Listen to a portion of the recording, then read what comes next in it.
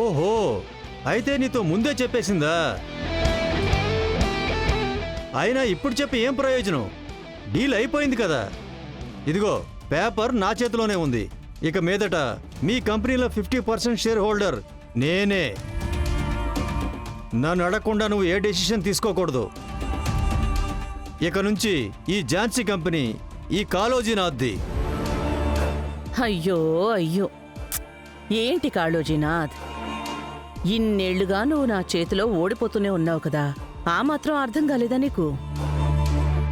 నువ్వు 2 అడుగులు వేస్తే నేను 25 అడుగుల ముందుంటాను.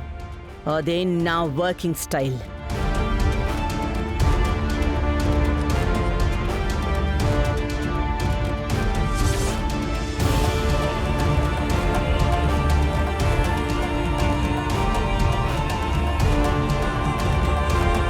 ఏమన్నావు నువ్వు?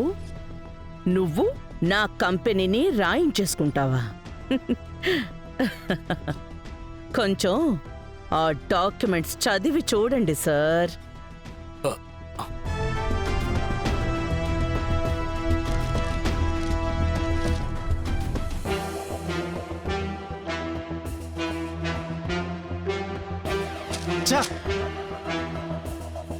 ఏ ఆడిటర్, ఏంటే ఇది? మన కంపెనీలో 49% షేర్స్ నేను ఝాన్సీ దేవికి రాసిస్తున్నట్టుగా ఉంది కదయ్యా.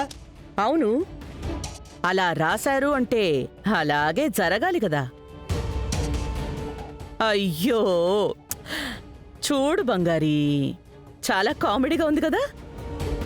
ఓ, అందరూ కలిసి నన్ను మోసం చేయాలని చూస్తున్నారా? ఇది ఉంటేనే కదా.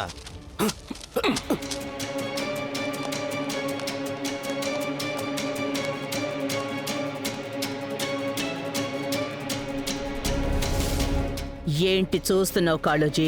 నీ ఆడిటర్ని నమ్మే కదా నువ్వు ఇంత ప్లాన్ చేసావు. పాపం, నీకో విషయం తెలియకుండానే పోయింది. వెనక ఉన్న ఆ ఆడిటర్ నా టీం వాడు.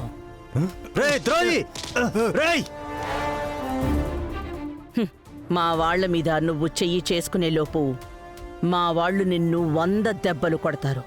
రేయ్, అసలు ఏం జరుగుతుందో ఇక్కడ? అర్థం కాలేదా? నువ్వు మమ్మల్ని చీట్ చేయాలని చూసావు, మేము తప్పించుకున్నాం. That's all. అన్నట్టు నా షేర్ హోల్డర్స్ అందులో ఎందుకు సంతకం పెట్టారని నువ్వు అనుకోవచ్చు. అది ఊరికే నిన్ను ట్రాప్ చేయడానికి. ఈ అగ్రిమెంట్ సైన్ అయిపోయినట్టు సాక్ష్యం కావాలి కదా. వాళ్ళే వీళ్ళు. లేదు లేదు, నేను నా షేర్స్ని ఎవరికి రాయలేదు. ఇది ఏది చెల్లదు. ఇది ఒక ఫేక్ డాక్యుమెంట్. నాకు తెలియకుండా సంతకం చేయించుకున్నారు. మిస్టర్ కాళోజీ, మీరు డాక్యుమెంట్స్ లో సైన్ చేసిన ప్రతిదీ మేము జాగ్రత్తగా భద్రపరిచుంచాం. ఇక నువ్వు ఏమీ చెయ్యలేవు. నా కోటలోకి నువ్వు వద్దామనుకున్నావు కదా, ఇప్పుడు నీ కోటలోకి నేనే వచ్చి కూర్చున్నాను. ఇంక నుంచి ఈ ఆఫీస్లో, సారీ, మన ఆఫీస్లో అప్పుడప్పుడు కలుద్దాం.